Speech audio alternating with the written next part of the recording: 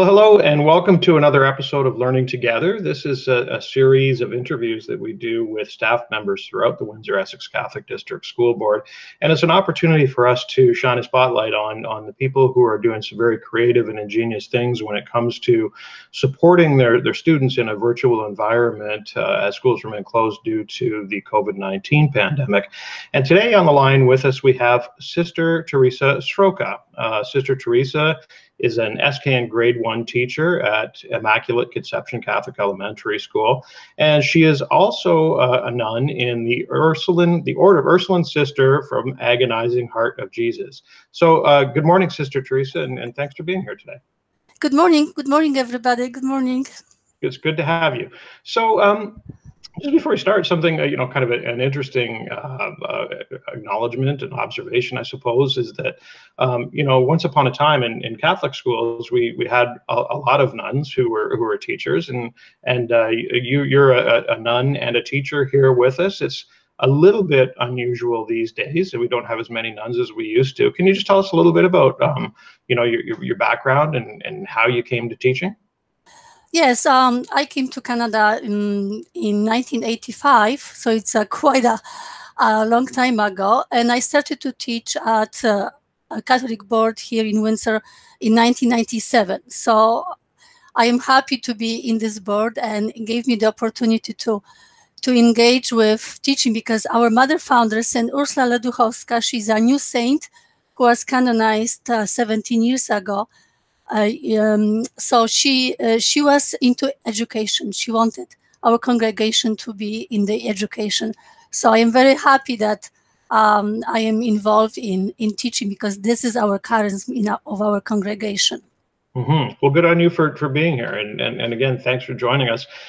So I just kind of wanted to get a sense from you in terms of what some of the challenges are that you've had to deal with in terms of teaching students at your school in a virtual environment, and maybe talk just a little bit about kind of the learning curve that you've had to go through in order to sort of adapt to some of the new technology. Yes, from my point of view, everything that we are doing right now, for me, it's very positive. I find that I'm learning a lot, and the skills I am learning right now are going to be so helpful later in the future. So I really find this time a way to learn and to be positive. And yes, this is different because we cannot see the children, but at the same time, we know that they are there. And I had some problem with connecting with some of the students because of the language barrier of their families. But most of them are doing fine, and the platform and the way we are doing this teaching is allowing us to be contacting with them, maybe through the games we are giving them. Sometimes I am recording myself and they hear my voice. Probably in the future, I'm going to also record my face and they will see me. We already did a couple of the movies as a teacher, and we sent it to students so they could see us, that we are still there. We are never abandoned them. Mm-hmm. So in that sense. But yes, the problem is a little bit with the families who are having a hard time maybe with the equipment, but so far the schools and the board is doing a fantastic job by sharing the technology with the students. So for right now, everybody in my class, I have 16 students in my class, everybody has equipment to work on. I still have 2 students who are not yet connected, but I am hoping that will happen soon. Mm-hmm. Well, having that positive attitude and being open-minded to trying new technology as a way to, just to reach your students, that requires obviously some commitment on your part. So good on you for being open to that. And, having only 2 students, is, obviously we'd like to have 100%, but I would say having the majority of your students involved and being engaged in their learning, that's a really good number. So what about, were there some specific things that you had to learn in order to sort of get up to speed? Yes, I was using the special platform called Seesaw. This is from kindergarten and grade 1. platform, and it's very easy to use with the students. When the parents will connect to that platform, the children can easily use that. I was using this as my usually as my documentation, but right now, without having students in the classroom, I am using as connecting with them and sending them the work. So I can help them to even start the day. I help them to even make sure that they are exercising every day the same way as we were doing in the classroom. I make sure that they pray every day. For example, I sent to them a special routine. So I'm included for them, go through the routine every day and make sure you pray in the morning, and then do your have your breakfast, and so be ready for learning every day, of the same as you would do when you would go to school. So this is what we are trying to do to help them to organize the day. I also help them to be connected spiritually. During the Easter time, I sent for them some movies about Easter, so they could be enjoying this and learning more about Easter. And then the following weekend, I also inform them about the special feast of Divine Mercy. And then Sister Faustina, who was the one who pronounced to the whole world about the Divine Mercy. And then I also kind of sent some information to parents so they could pray together with the children. So that was my idea, to also include that when I'm teaching. So not only language arts or math, also the religion. And I think they need it right now. And I always tell them that I pray for them, and that's the way we are connected with each other. It's great to hear that you're embedding so much of that faith component into your program, especially timely as we're heading into Catholic Education Week. You mentioned something about the language barrier too, and I'm just wondering about the demographic makeup of your class. Are the vast majority of them ESL students? Oh yes, out of my 16 students, at least 10 of them are newcomers. They at home speak another language, not English. English is not their first language. So that's a whole group. It's 60% of my students in the classroom. Some of them are longer in Canada, so maybe that's easier. But many of them they need support to know how to use the equipment, by having the Swiss worker calling them and explaining them how everything is working. So that's really that we need to do, otherwise they won't be able to do by themselves. So the other day I spoke with Gina Coach-Emilio, and I spoke with Piero Bacchetti and Emily Leung. They're all, of course, part of the ESL team. I imagine that you're relying on them a fair bit too. Oh, yes. And we are working together, and Ms. Cochimilio is also a part of my class. So we are sending some information to parents, and we are asking the Swiss worker to call the families and giving them specific instructions what to do, because otherwise there will be no way to. I called even some of the parents myself and try to talk to them. So they were very, very happy and glad to have the contact with me. But this is what we have to do, because we want everybody to be included. Mm-hmm. So that's very important for us. Good. So, Sister Teresa, I wanted to ask you if you wouldn't mind sharing your screen with us. And when we spoke yesterday, we were going to talk about some of the lessons that you've prepared, that you'd be able to give some examples of how you're incorporating technology into your learning and relying on this technology, and how are you using it to reach your students. Okay, for my students, for Easter, I shared with them this special activity that they were able to listen to an Easter story. It's a YouTube video, and they were able to make some activities at home with their parents. They were supposed to look for some some items that will remind them the Easter story. So, for example, they had to go and look for something that is black. They have to go and look for 2 sticks that will represent the cross, something red, which is for Jesus' blood, cloth for the linen that he was put into the tomb, and rock for the symbol of the tomb, and then empty box for the symbol of Christ that resurrected, and then a white heart, maybe drawing on cutting out the white heart, and green as a symbol of new life. So this activity I thought was such a good activity for my little ones to go and to kind of be involved, and at the same time representing the meaning of the Easter. So yeah, I think I didn't create that, but I found it happily. It was already in the library of our program of the Seesaw, so I was happy to find that.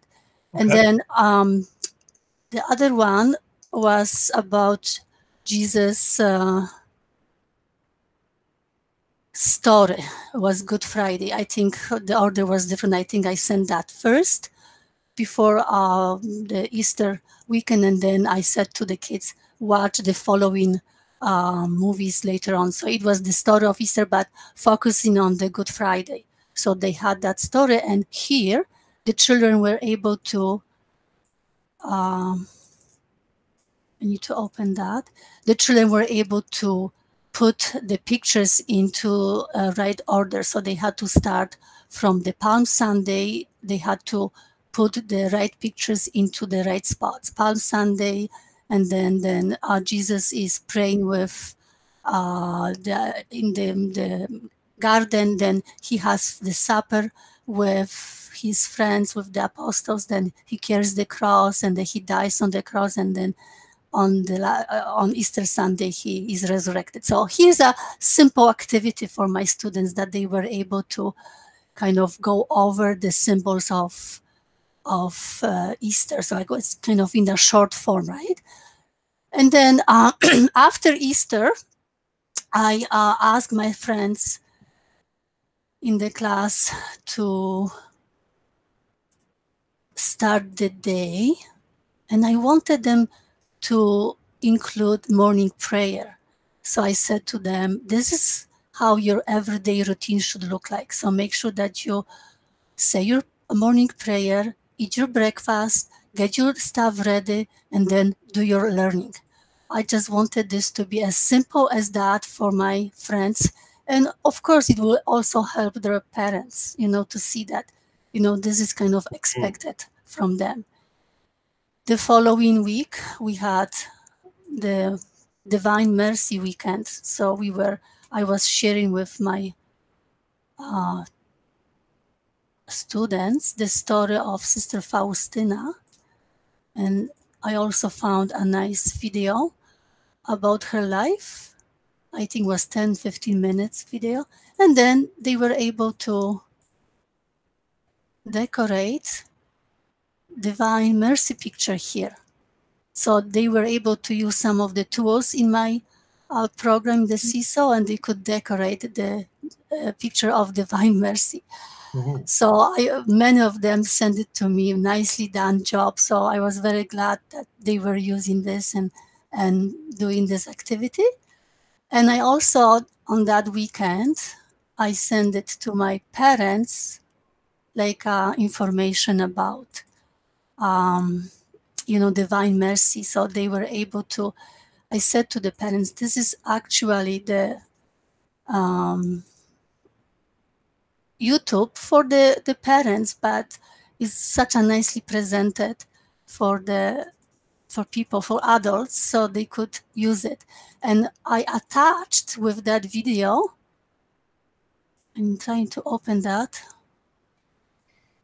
chaplet of Divine Mercy.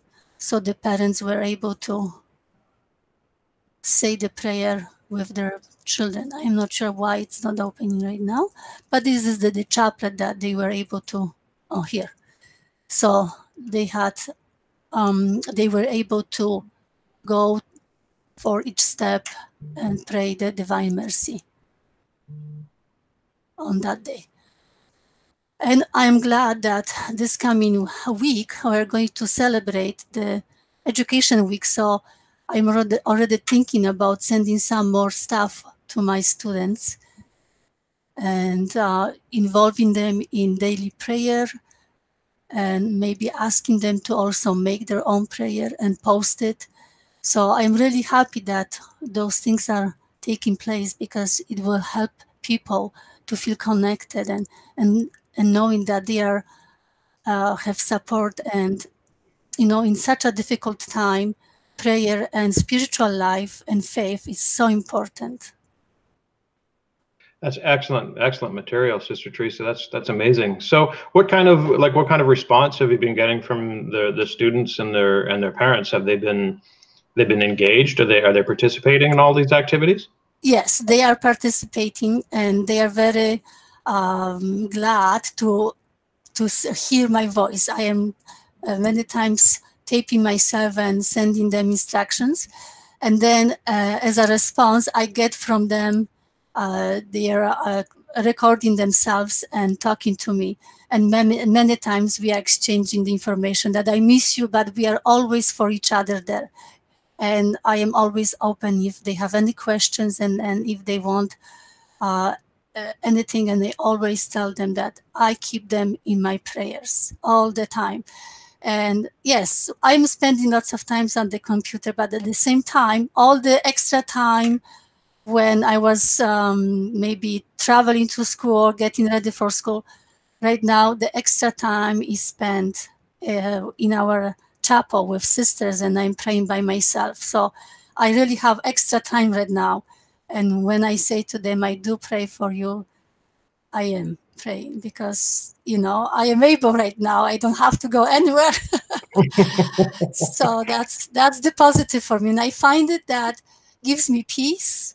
And and this is what I do good too, right? I do well. So I'm happy that I'm supporting in that way, not only the students, but everybody who asks for prayer.